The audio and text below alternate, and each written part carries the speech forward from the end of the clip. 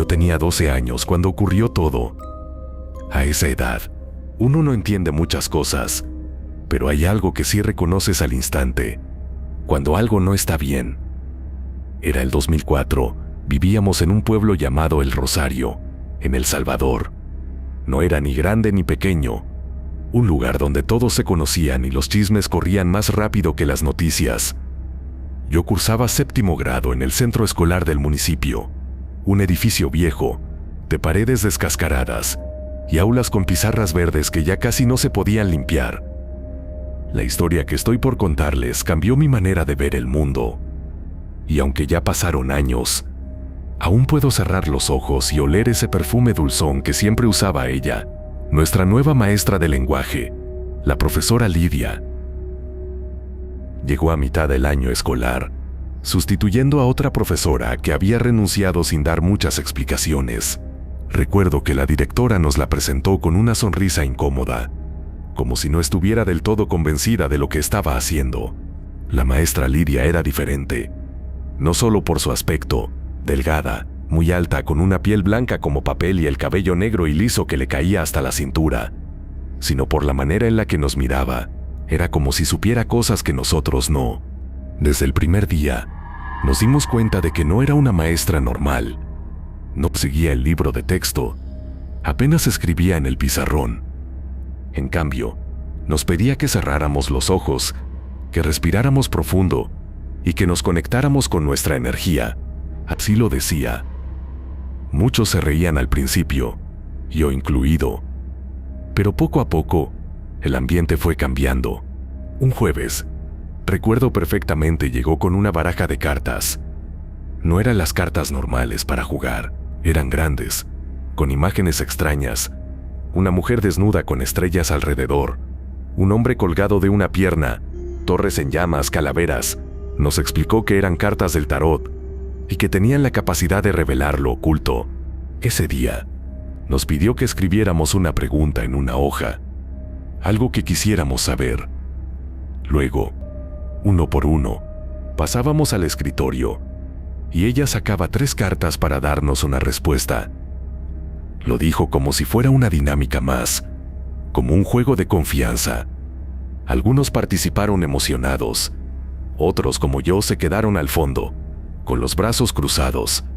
Pero cuando vi a Mariela, mi compañera más aplicada, salir llorando del aula después de su lectura, algo se me revolvió en el estómago. ¿Qué le dijiste?, le preguntó una amiga. Que alguien cercano a ella iba a morir pronto, respondió la maestra, como si fuera la cosa más natural del mundo. Al día siguiente, la abuela de Mariela murió de un infarto. Coincidencia, me dije. No podía ser otra cosa, pero las coincidencias no se repiten tantas veces. La semana siguiente, otro alumno, Carlos, recibió una lectura. Le salió la carta del diablo, la torre y la muerte. La profesora le dijo que tenía enemigos cercanos, que alguien le iba a hacer daño si no se alejaba de ciertas personas. 3 días después, lo asaltaron saliendo del colegio. Lo apuñalaron en la pierna.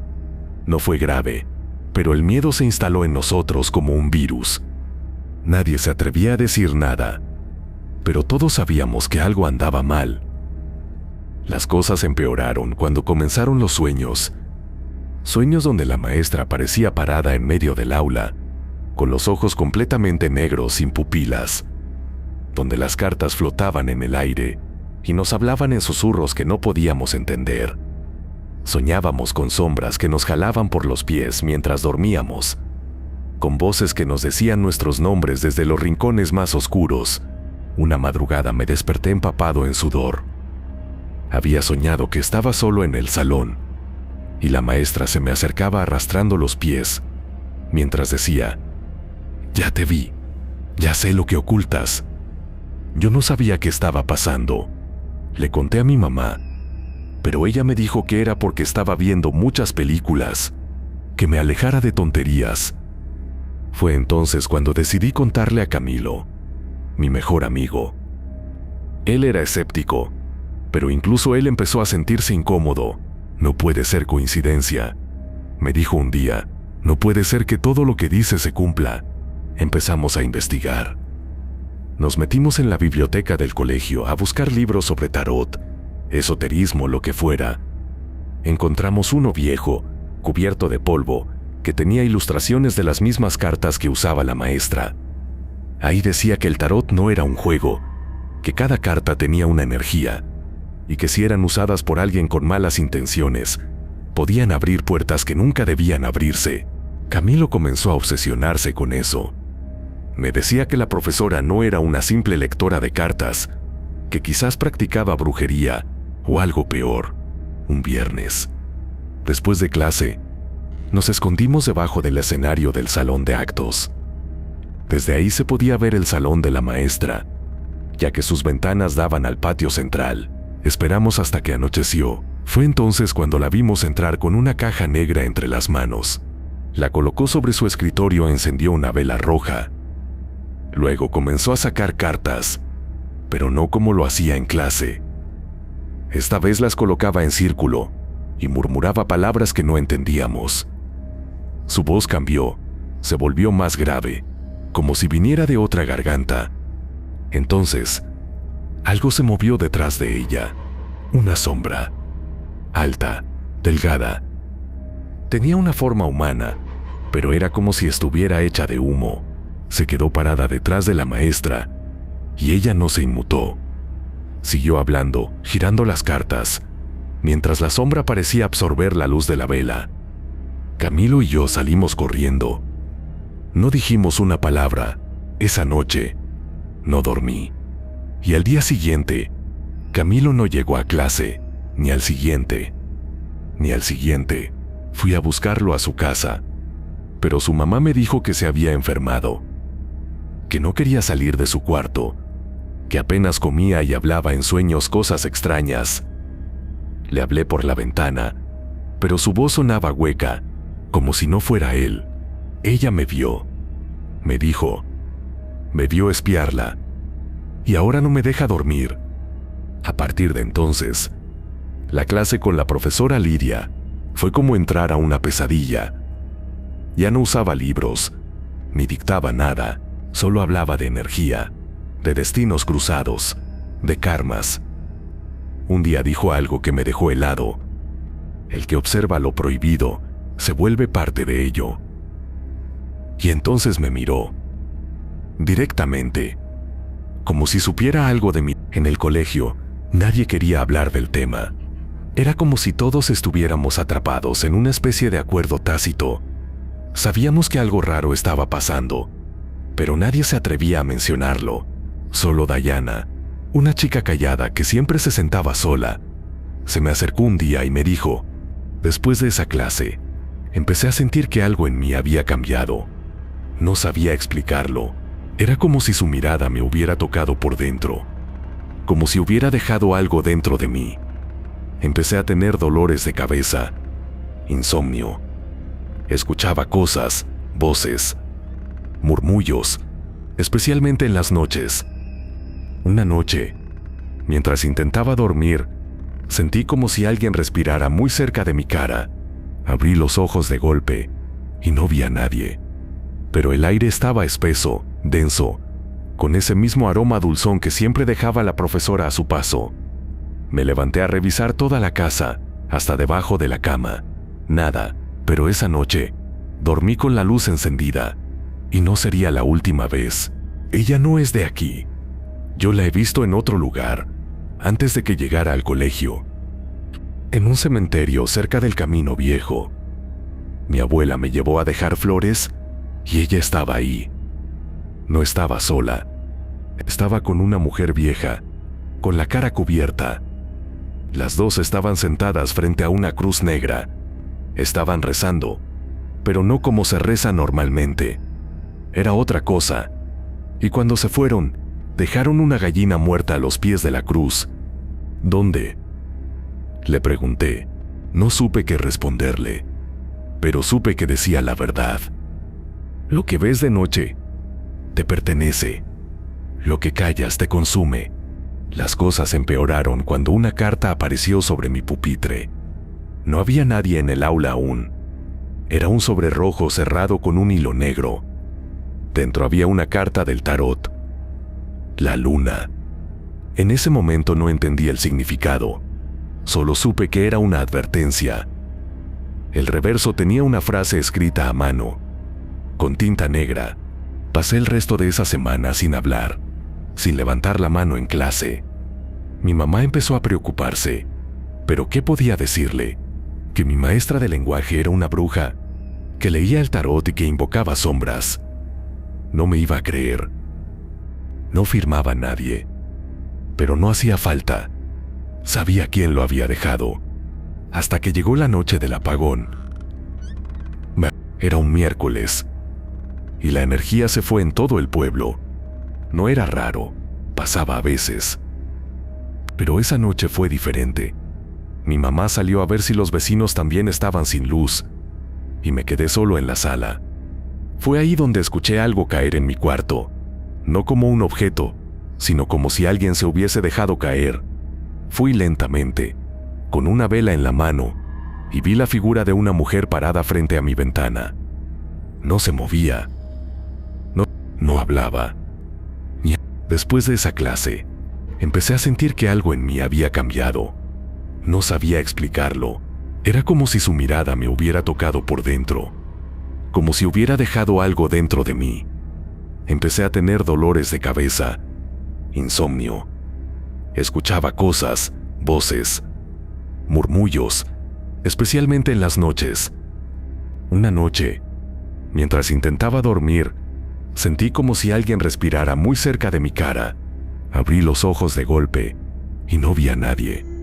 Pero el aire estaba espeso, denso, con ese mismo aroma dulzón que siempre dejaba la profesora a su paso. Me levanté a revisar toda la casa, hasta debajo de la cama. Nada, pero esa noche, dormí con la luz encendida, y no sería la última vez. En el colegio, nadie quería hablar del tema. Era como si todos estuviéramos atrapados en una especie de acuerdo tácito. Sabíamos que algo raro estaba pasando, pero nadie se atrevía a mencionarlo. Solo Diana, una chica callada que siempre se sentaba sola, se me acercó un día y me dijo: «Ella no es de aquí.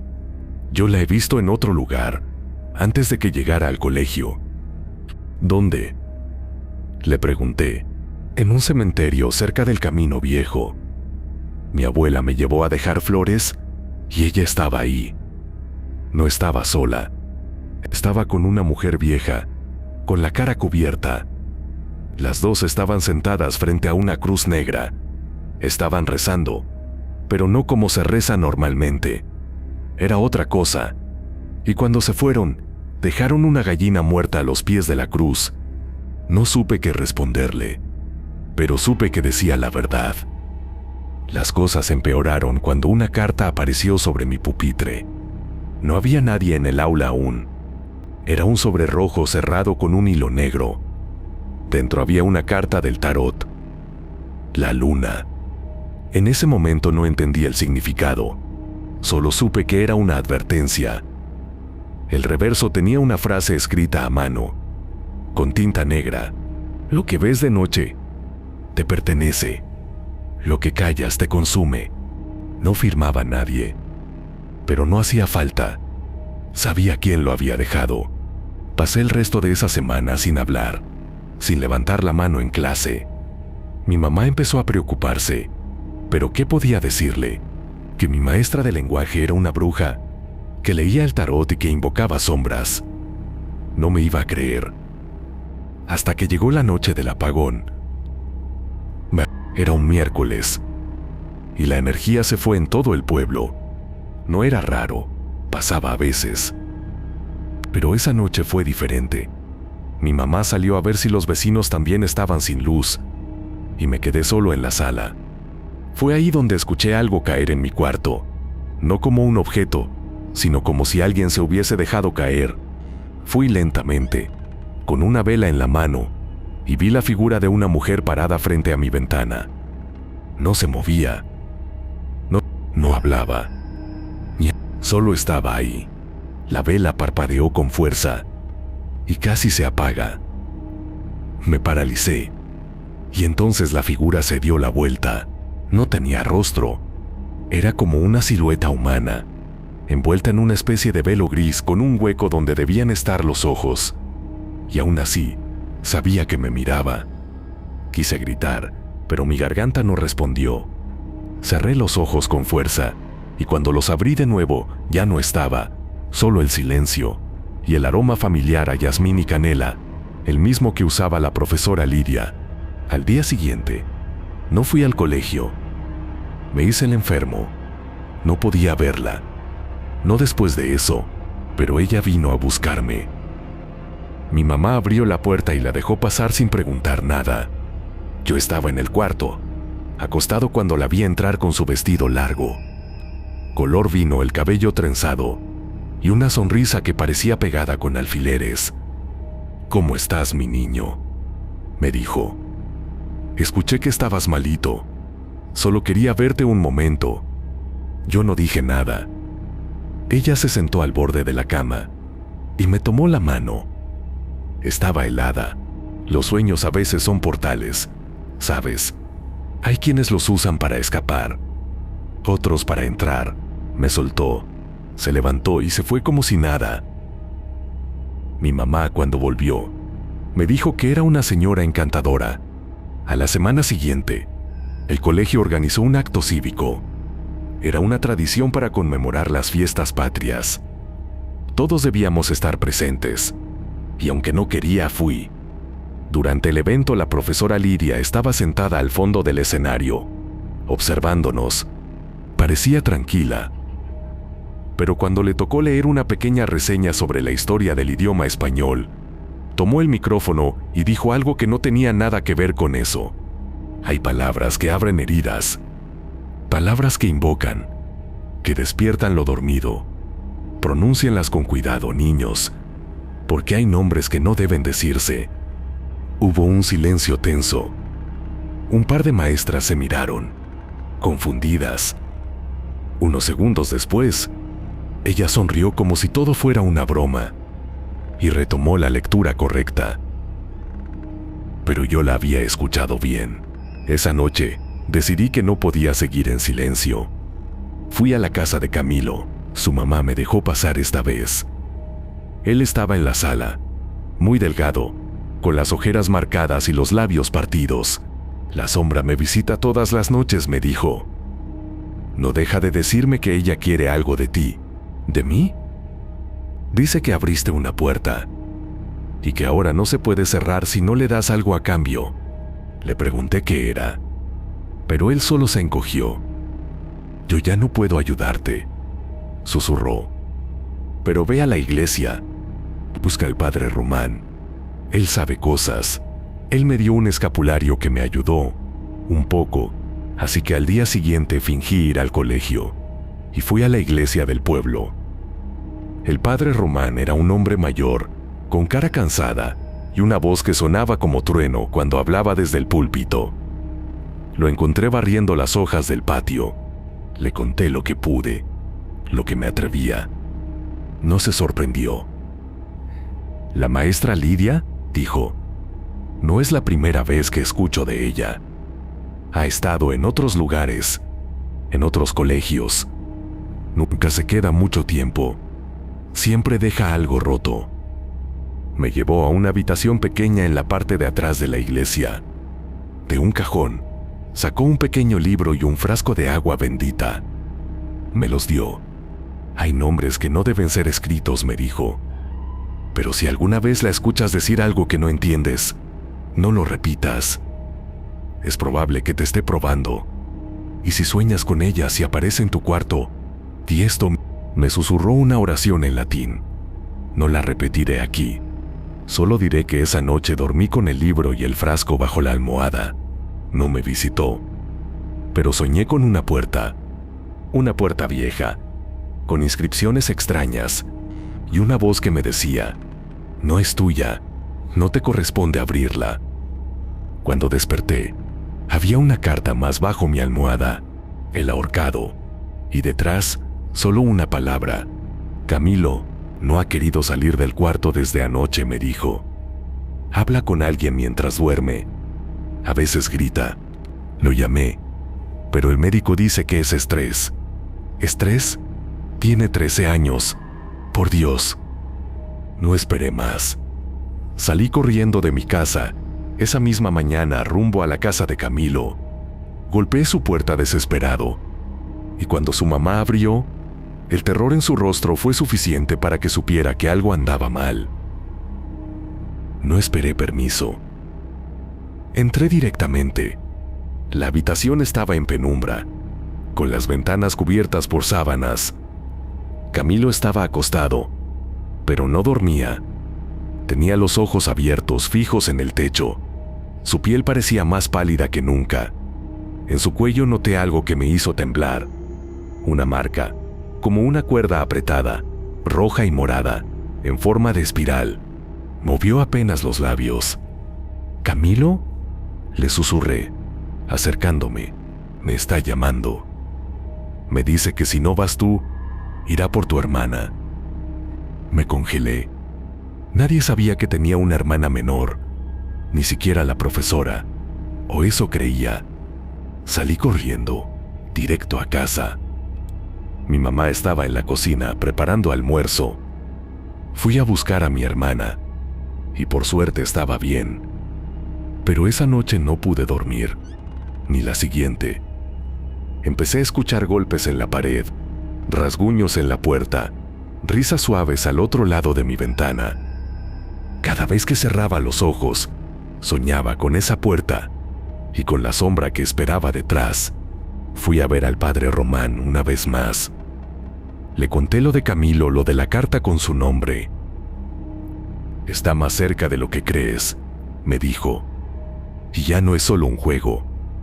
Le pedí que me ayudara, que hiciera algo, y accedió. Me dijo que al día siguiente, él iría al colegio, pero que debía ir yo también, y enfrentarla. Llegó el viernes. Era temprano cuando llegamos al portón del colegio. El padre iba con su sotana y una pequeña cruz de madera en la mano. Entramos juntos. Los alumnos ya estaban en las aulas. Cuando llegamos al salón de 7º grado, la profesora Lidia estaba de pie, escribiendo algo en el pizarrón. Cuando se giró y nos vio, su sonrisa desapareció por un instante. Pero fue tan rápido que pude pensar que lo había imaginado. Ella asintió, sin apartarme la mirada. Dijo que por supuesto, y se hizo a un lado. El padre comenzó a hablarle sobre la fe, sobre el miedo y las decisiones. Y luego, de forma muy directa, dijo: «Buenos días, profesora», dijo el padre Román. «Solo quiero hablar un momento con su clase. Quiero pedirles algo.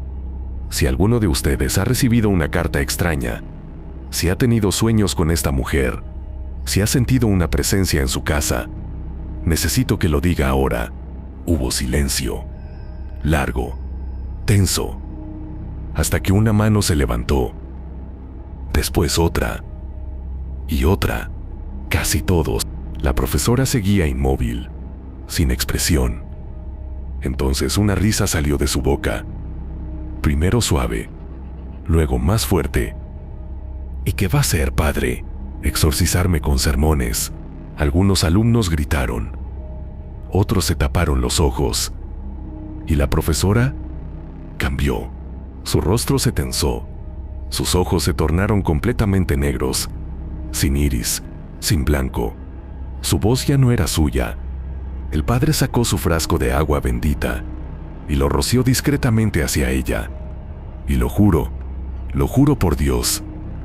El agua cayó sobre su vestido y empezó a evaporarse al instante, como si tocara metal caliente.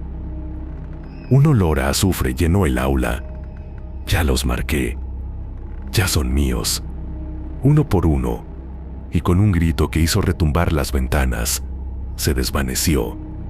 No caminó, no corrió, se deshizo en el aire, como si nunca hubiera estado ahí.